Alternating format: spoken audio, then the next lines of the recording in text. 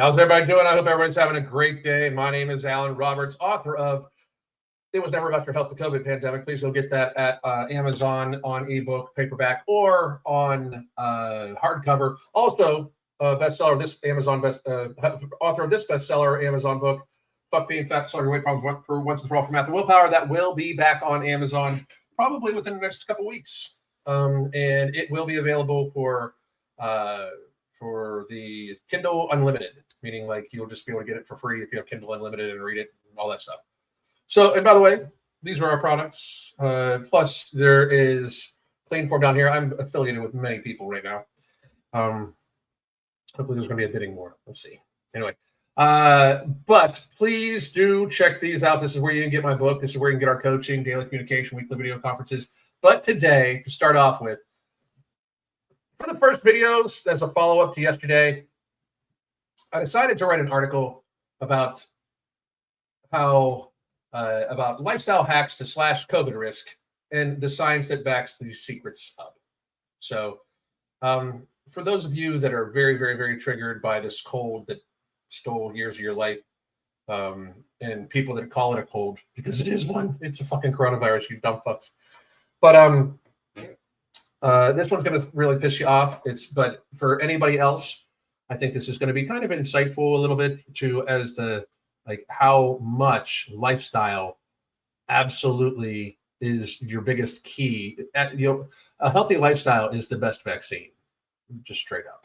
It just is, for many reasons. But let's just get to it, shall we? Because we've got multiple other videos to do today, and including evening rants at 8 p.m. Eastern time tonight. But this is my article. It is on X. This is Lifestyle Hacks to slash COVID risk, Science-Backed Secrets, just like the title of this video. And if you want to read it, please go read it. But I will read it to you because if you're somebody who prioritizes daily workouts, shuns ultra-processed junk, stays hydrated, supplements with 5,000 IUs of vitamin D a day or more, and keeps your waist-to-height ratio under 0.5, COVID-19 was never the boogeyman it was made out to be. For years, the fear-mongering headlines, the data paints a clear picture.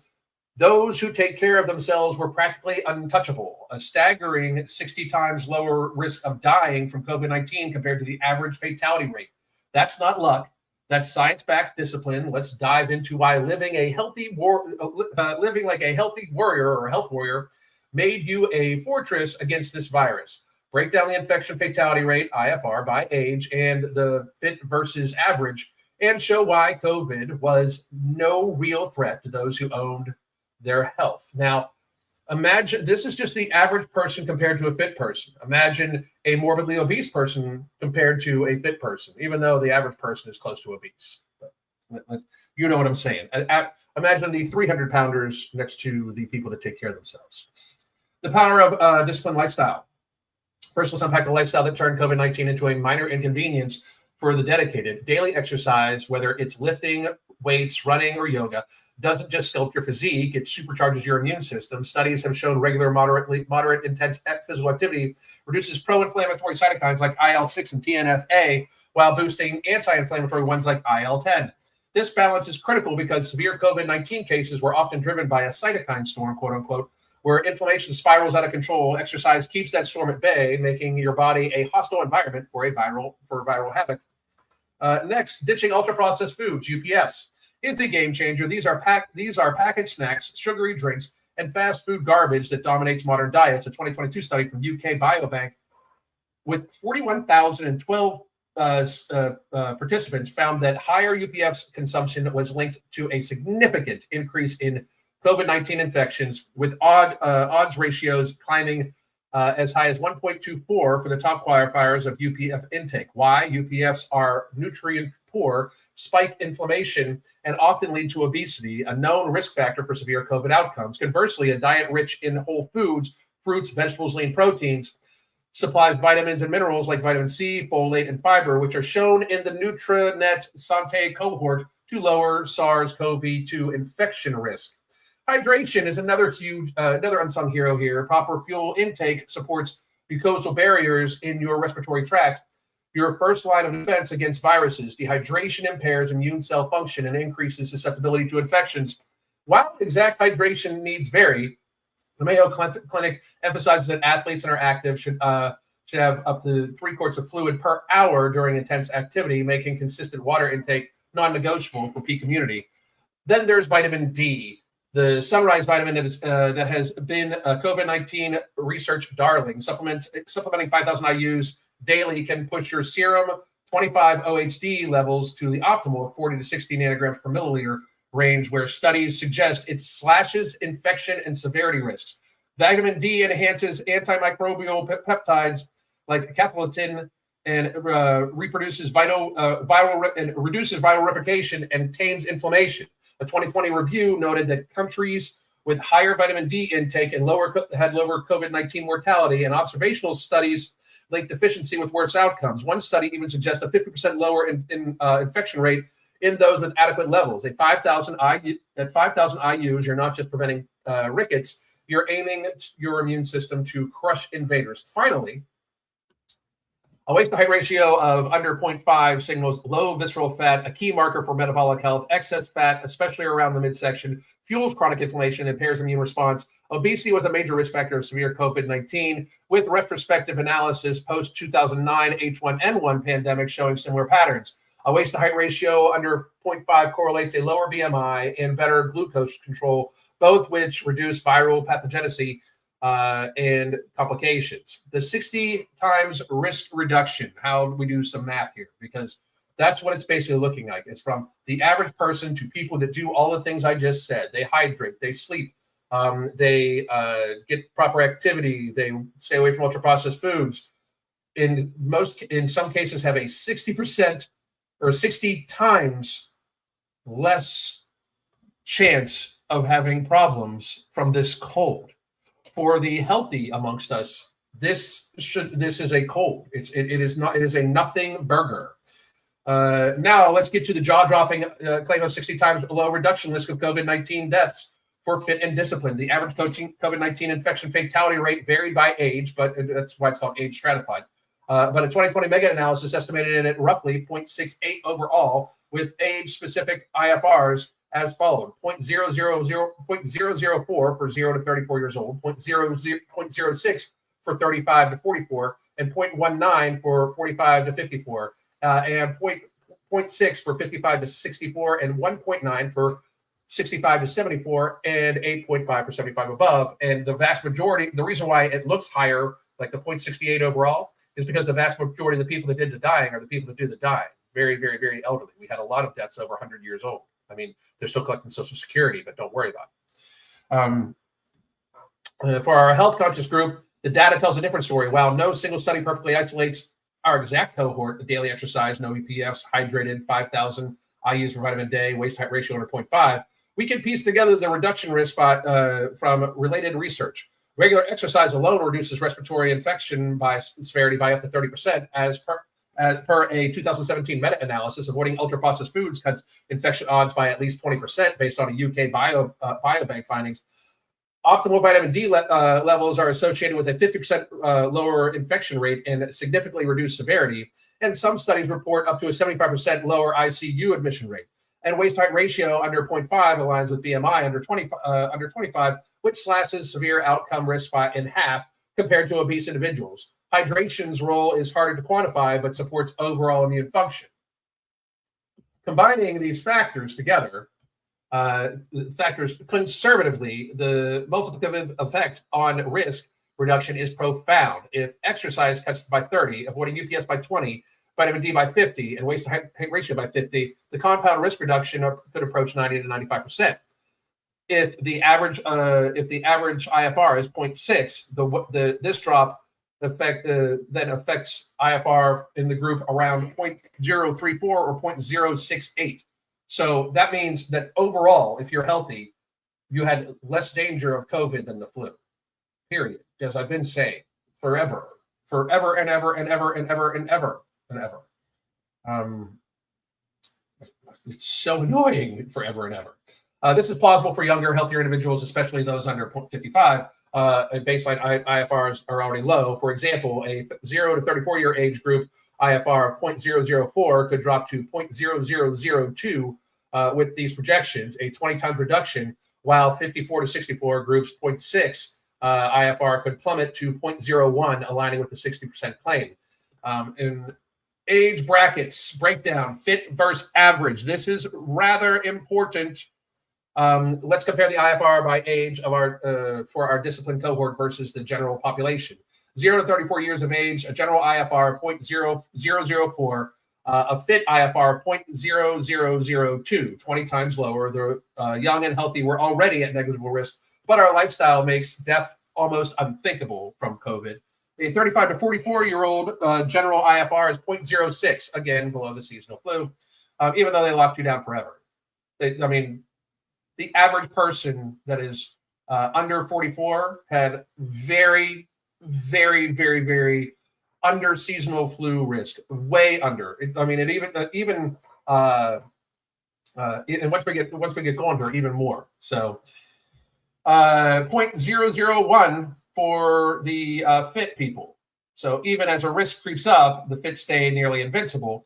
45 to 54 general is 0.19. One more time, still in line with the seasonal flu. And the fit IFR is 0.01, 60 times lower. The gap widens as comorbidities become common in the general population. 65 to 74, general IFR is 1.9, fit IFR is 0.032, less than the seasonal flu. So if you are 65 to 74 and you get proper hydration, you take vitamin D, you avoid ultra-processed foods, you get exercise, COVID was just a cold to you too. But if you're 55 to 64, or excuse me, if you're 65 to 74 and you don't take care of yourself, it was very dangerous for you. Just like every other virus, because if you don't take care of yourself and you're 65 and up, every virus is dangerous to you. As always, dumb fucks. And 75 and up, the general IFR is 8.5%. The fit IFR of 75 and up is 0.14, once again below the seasonal flu. While risk rises, the fit elderly are far better off than others. These estimates assume our cohort's lifestyle mitigates risk consecutively across ages, which align with studies showing uniform benefits from exercise, diet, and vitamin D. The older you are, the more these habits pay off. As comorbidities like obesity and diabetes, absent in our group, drive higher IFRs in the general population. So if you're sickly, you're sickly. No threat to COVID-19, no threat to the prepared. So let's be real, COVID-19 was sold as a universal menace, but the data screams otherwise. For those who took charge of their health, if you're working out daily, eating clean, staying hydrated, supplementing with vitamin D, and keeping your waistline in check, your risk of dying was so low, it was practically a rounding error. The virus preyed upon the sedentary, the overweight, and the nutrition deficient, not the disciplined. This isn't victim blaming, it's empowerment. You have the tools to make yourself a fortress against not just COVID-19, but any viral threat. The science backs it, the numbers confirm it, and that the choice is yours. So keep lifting, keep eating right, keep thriving, and because when you're this prepared, no virus stands a chance. And I thank all of you for showing up. I love doing these informative ones because they do get people to think. I'm just going to go back up here to point out one thing.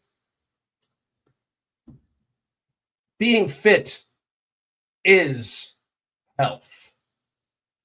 We can argue this shit away all we want. People can be like, oh, no, you're just being mean to fat people. It's because they're sickly. They are sick.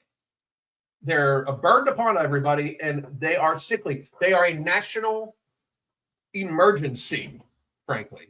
For a 75-year-old to have that is fit and in shape, 75 plus, at 0.14 infection fatality rate. That's just, why would you not want this? I refuse. We should not do any type of mitigations until everybody's fucking healthy. If you're not healthy, we should not close the fucking country for you. You should stay the fuck inside. This was my point from the very beginning. My point from the very beginning was, if you were afraid of a cold, you should stay the fuck inside if you're afraid. You shouldn't expect other people to stay inside because you are afraid of a fucking cold. Do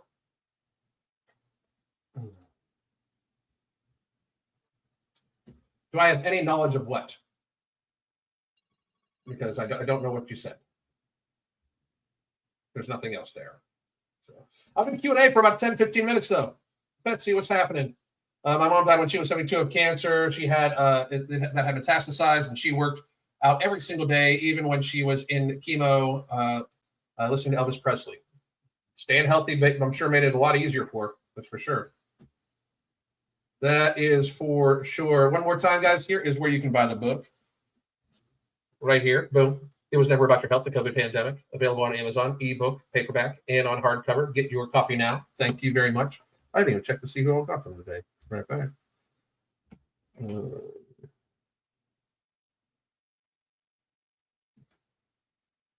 Let's see here.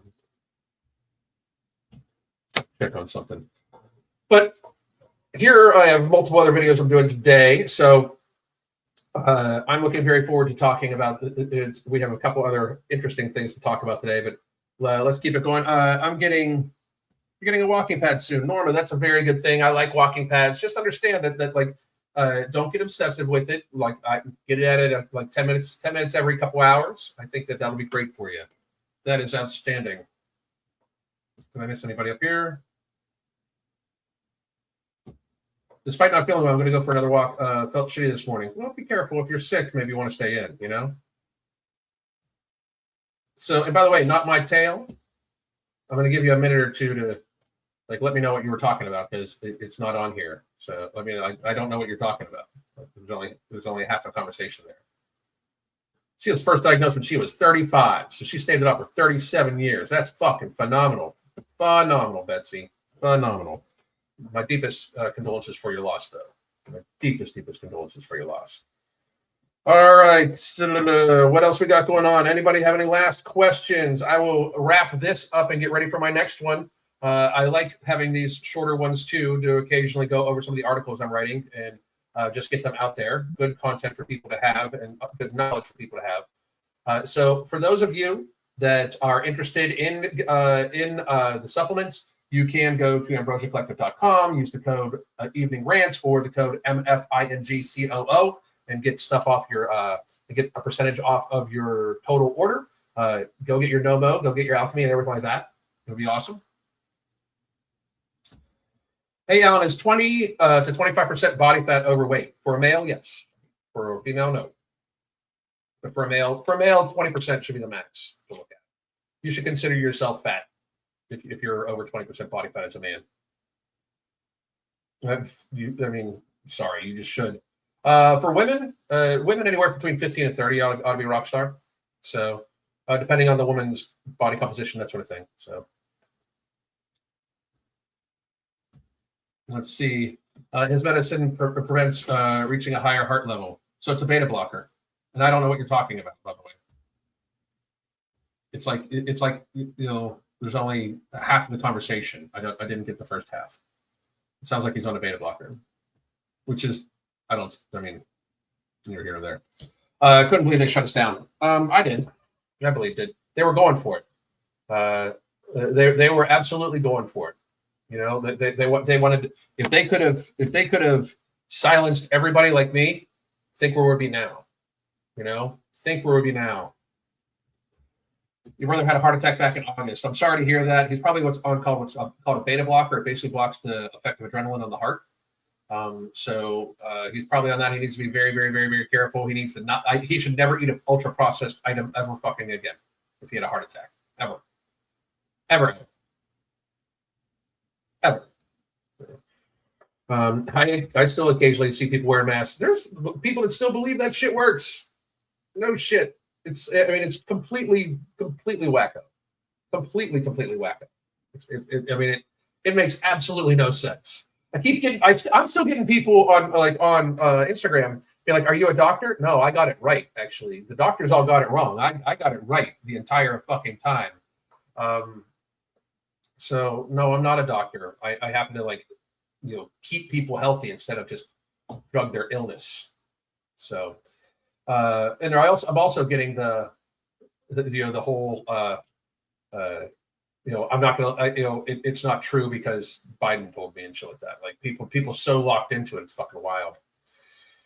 I'm a male. Thanks for the clarification. Yeah, 25%. You should consider yourself fat and need to lose weight. If men want to trying to float around 15% is where most men should be. Most men should have a 4-pack, if not 6-pack abs. And we have testosterone. Well, there's no excuse for us. Like none. Besides emotional eating and shit like that. And I'm saying this as a binge eater, as a fatty, a former fatty. I'm saying this, right? Like, there's no excuse for men to be fat. None. It's way easier for us to lose weight. There's absolutely no excuse. And very frankly, women need to keep a decent certain percentage of body fat on them for reproductive purposes. We don't. The only body fat would, like, getting under 10%, then it can affect you negatively. But being lean is a fucking life hack if you're a man. Was shocked when they shut us down day one, and I worked for the government, and they just came in and said, everybody leave. Fucking stupid. It's a fucking cold. It's a fucking cold. My state didn't either. I'm Florida, so. All right, folks, I am going to let this one go, and then I will be back here in a couple minutes. So go get some water, get yourself ready. We will be back. God damn. The Holy Trinity Bundle isn't just about weight loss. It's about empowering you to find your healthiest, happiest self. Let's talk about what's in the bundle and how it caters specifically to our needs. First, we got Ember, which is not just any fat burner. It's also going to boost your mood, your energy levels, while also suppressing your appetite. And if you're worried about it being too strong, you can split the tablet in half to tailor its impact. Next, we have Alchemy NCT, which turns the carbs that you eat into energy and not fat. Yes, energy, not fat. This is our way of making sure that the meals that you eat contribute positively to your weight loss journey. And girls, we all know that we want that. And finally, no morbidity. This one's my favorite because it works while you sleep. It burns fat and controls those nighttime cravings without any stimulants, so you wake up feeling refreshed. Try it out and feel the genuine difference. Here's to new beginnings and real results.